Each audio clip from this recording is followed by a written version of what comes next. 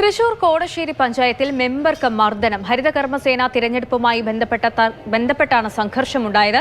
മുൻ പ്രസിഡന്റും വാർഡ് മെമ്പറുമായ റിജു മാവേലിക്കാണ് മർദ്ദനമേറ്റത്. 2 വനിതാ മെമ്പർമാർക്കും മർദ്ദനമേറ്റു. സംഭവത്തിൽ പ്രതിഷേധിച്ച് കോടശ്ശേരി പഞ്ചായത്തിൽ നാളെ UDF ഹർത്താൽ പ്രഖ്യാപിച്ചു. MS ലിഷോയ് ചേരുന്നുണ്ട് വിവരങ്ങളുമായി. ലിഷോയ്, ഈ ഹരിതകർമ്മസേന തിരഞ്ഞെടുപ്പുമായി ബന്ധപ്പെട്ടാണ് സംഘർഷമുണ്ടായതെന്ന് പറയുന്നു. എന്തായിരുന്നു പ്രശ്നം? ഹരിതകർമ്മസേന തെരഞ്ഞെടുപ്പിൽ ക്രമക്കേട് നടക്കുന്നുണ്ട് എന്നുൾപ്പെടെയുള്ള കാര്യങ്ങൾ ചൂണ്ടിക്കാണിച്ചുകൊണ്ടാണ് ഈ സംഘർഷത്തിന്റെ തുടക്കം. ഇതേ തുടർന്ന് CPM കോൺഗ്രസ് പ്രവർത്തകർ തമ്മിൽ തർക്കമുണ്ടായി. അതിനിടെ സംഘർഷത്തിലേക്ക് കാര്യങ്ങൾ നീങ്ങുകയായിരുന്നു. തുടർന്നാണ് പഞ്ചായത്ത് പ്രസിഡന്റിന് മർദ്ദനമേറ്റതായി പരാതി ഉയർന്നത്. കോൺഗ്രസ് നേതാവും മുൻ പഞ്ചായത്ത് പ്രസിഡന്റുമായ റിജു മാവേലിക്കും മർദ്ദനമേറ്റതായി പറയുന്നു.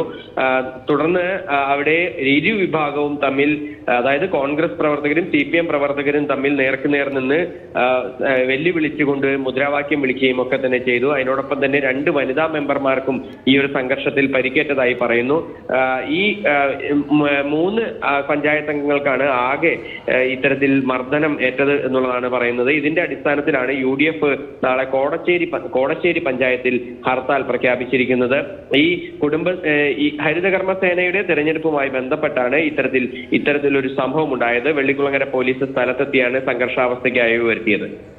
ശരി, തൃശൂർ കോടശ്ശേരി പഞ്ചായത്തിലാണ് മെമ്പർക്ക് മർദ്ദനമേറ്റത്. ഹരിതകർമ്മസേന തിരഞ്ഞെടുപ്പുമായി ബന്ധപ്പെട്ട സംഘർഷമാണ് ഈ ഒരു കയ്യാങ്കളിയിലേക്കൊക്കെ കലാശിച്ചത്.